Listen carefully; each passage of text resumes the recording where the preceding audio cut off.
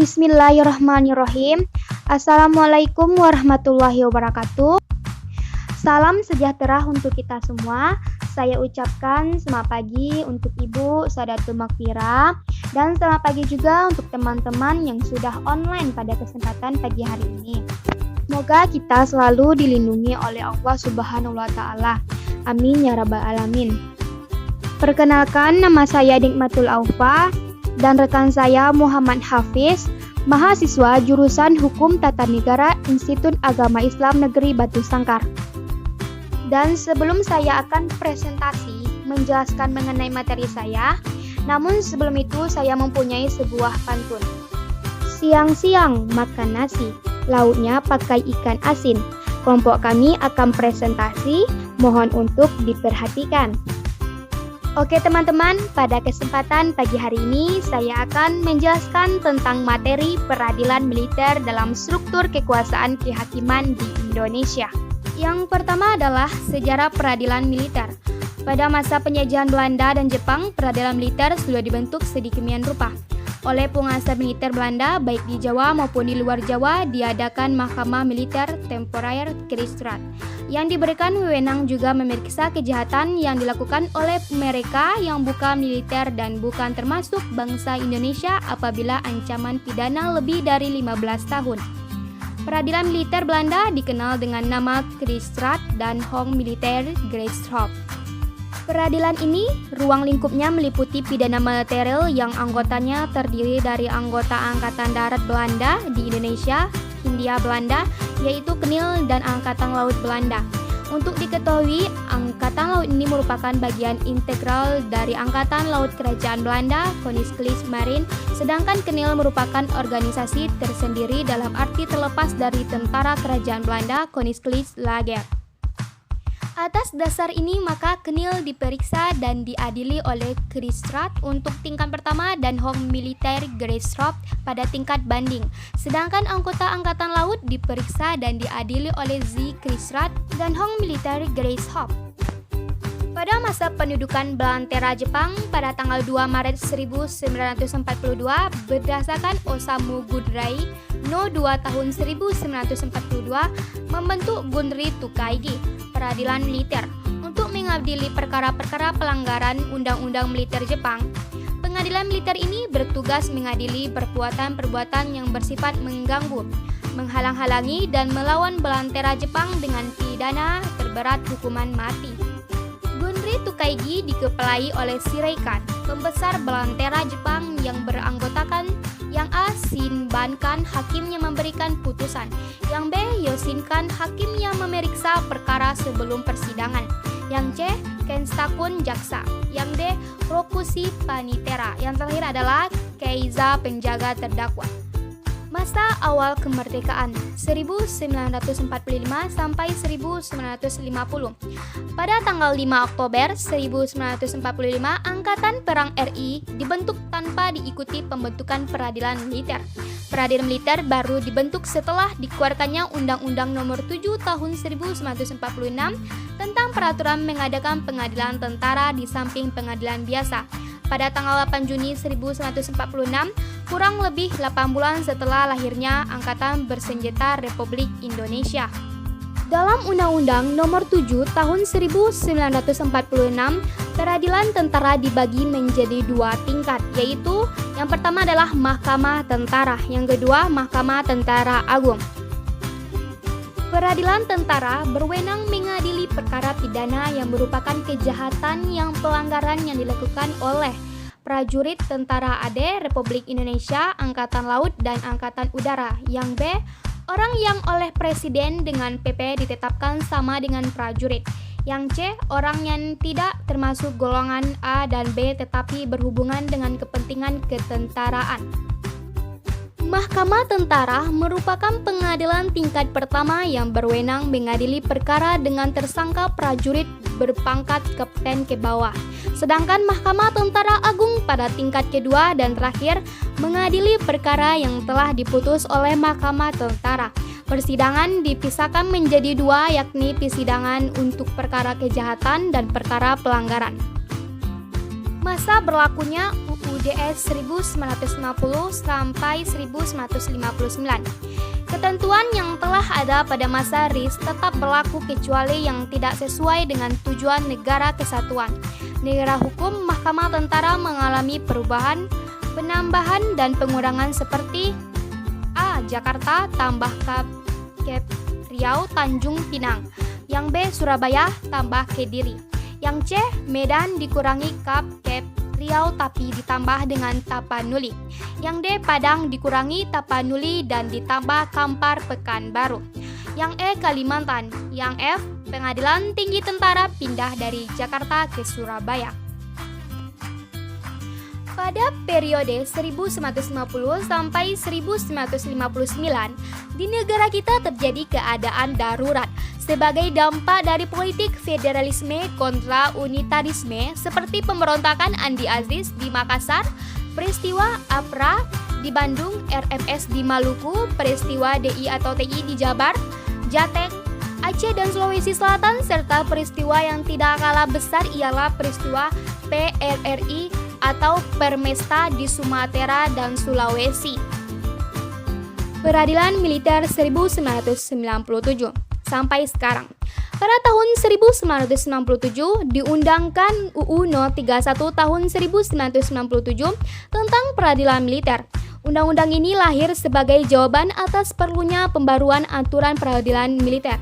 Mengingat aturan sebelumnya dipandang tidak sesuai lagi dengan jiwa dan semangat Undang-Undang Nomor 14 Tahun 1970 tentang ketentuan pokok kekuasaan kehakiman.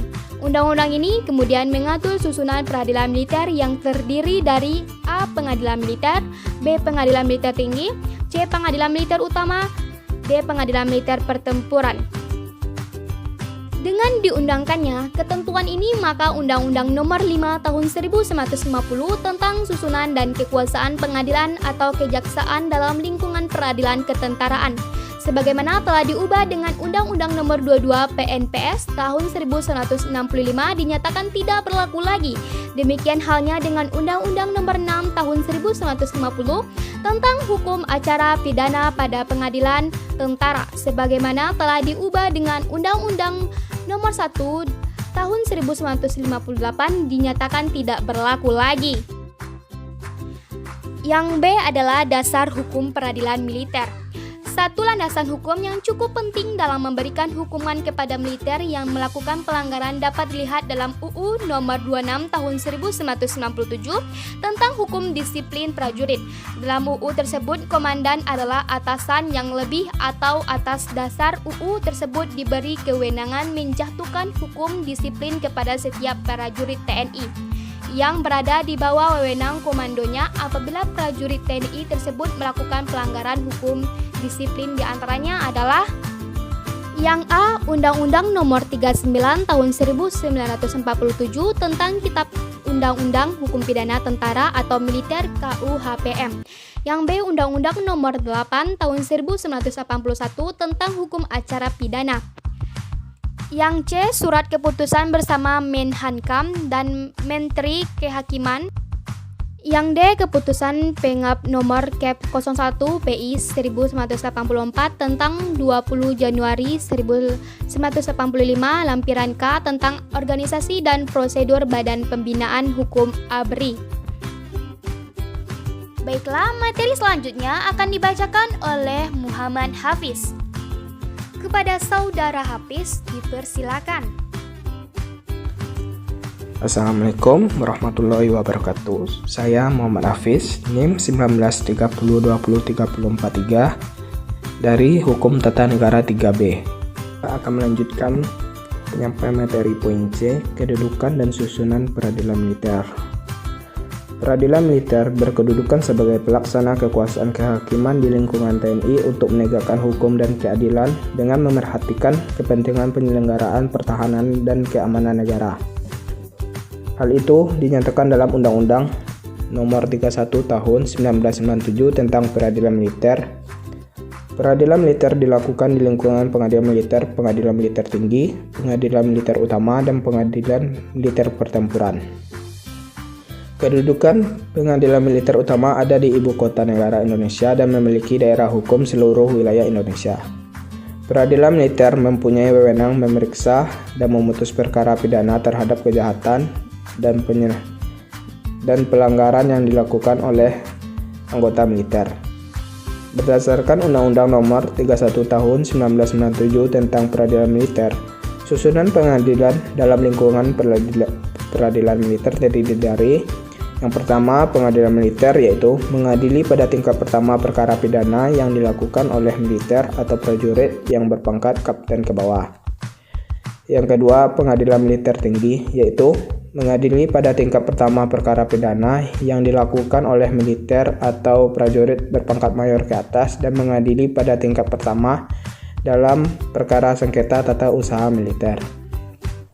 Yang ketiga, pengadilan militer utama, yaitu mengadili pada tingkat banding perkara pidana yang diputus oleh pengadilan militer tinggi pada tingkat pertama yang dimintakan banding dan mengadili pada tingkat banding perkara sengketa tata usaha militer yang diputus oleh pengadilan militer tinggi pada tingkat pertama yang dimintakan banding. Yang keempat, pengadilan militer pertempuran, yaitu mengadili pada tingkat pertama dan terakhir perkara pidana yang terjadi di medan pertempuran. Maksud dari tingkat pertama dan terakhir adalah bahwa dalam perkara tersebut tidak ada upaya hukum banding dan hanya ada kasasi ke Mahkamah Agung. Mahkamah militer luar biasa, yaitu mengadili pada tingkat pertama dan terakhir perkara pidana yang ditentukan oleh Presiden.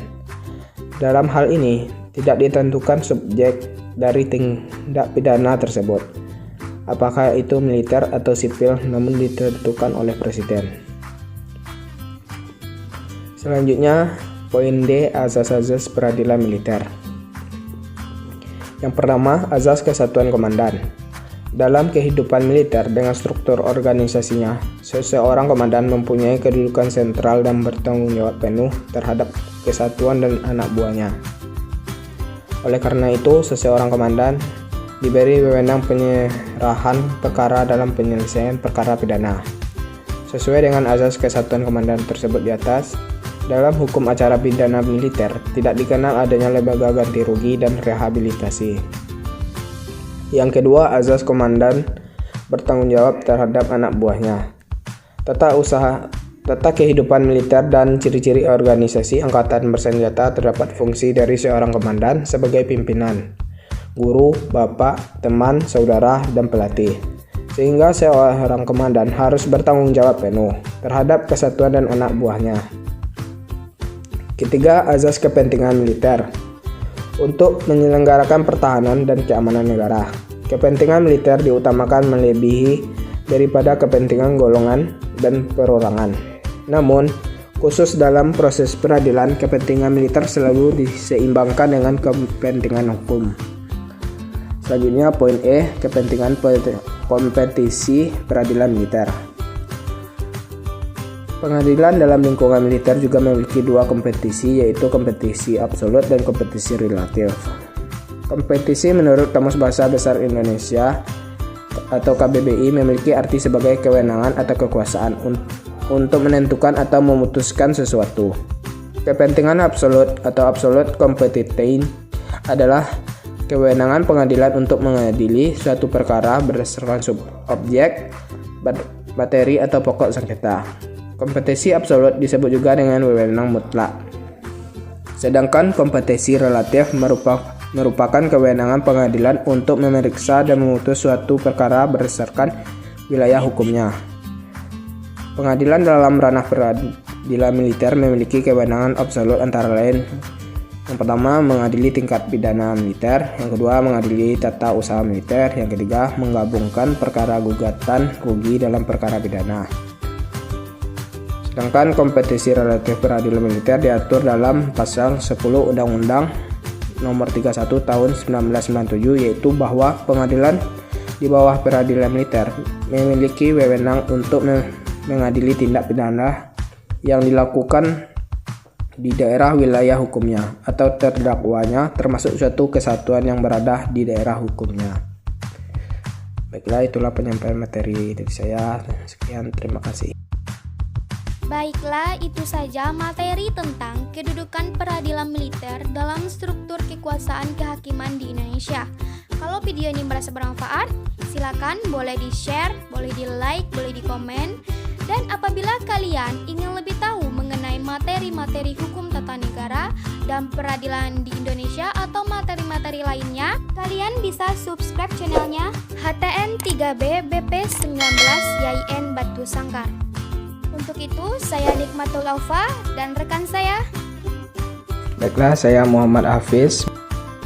Pamit undur, kalau ada kata-kata yang salah, kami mohon maaf. Assalamualaikum warahmatullahi wabarakatuh.